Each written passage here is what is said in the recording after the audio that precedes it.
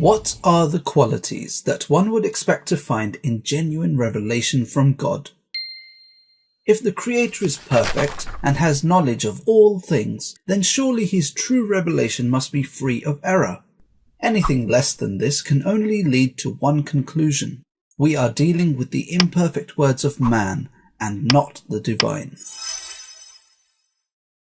History has not been kind to Scripture. The vast majority of religious texts today have been passed down to us through scribal tradition, whereby manuscripts were copied by hand, word for word, letter by letter.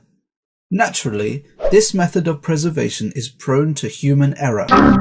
Any mistakes, such as in spelling or missing words, made whilst copying, would then be transferred down every time a copy of the copy was made.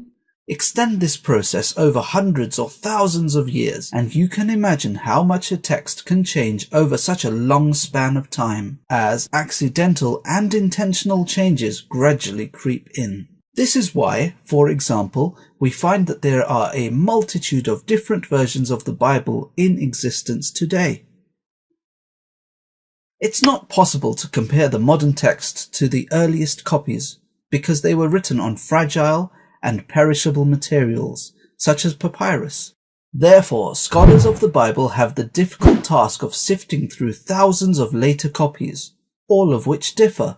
And because the original copies have been lost, they can't agree on which surviving copies are most accurate to the original. So, each version of the Bible that exists is a patchwork of different copies combined together and represents what a particular scholar or group of scholars estimate to be the closest to the original. And so, for texts that have relied on preservation through manual copying, we can say that we have, at best, an estimate of the original words. We certainly cannot say that the text we have today is an accurate representation of the original. What about the Quran? The author of the Quran makes a bold claim. We have sent down the Quran ourselves, and we ourselves will guard it.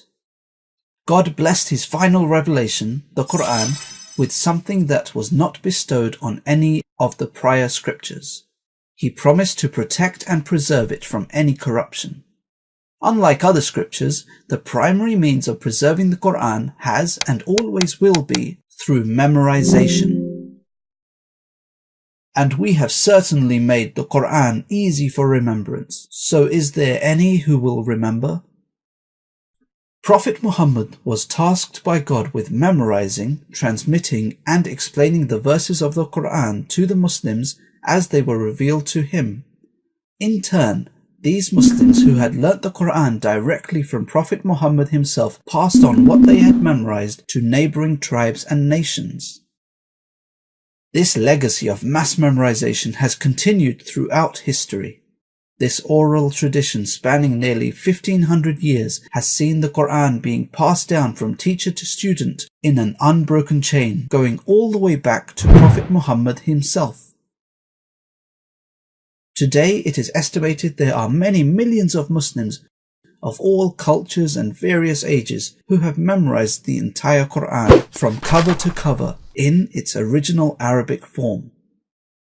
In fact, if every written copy of religious scripture in existence today were to be removed from the earth, it is the Quran alone that could be recreated perfectly and restored in written form once again.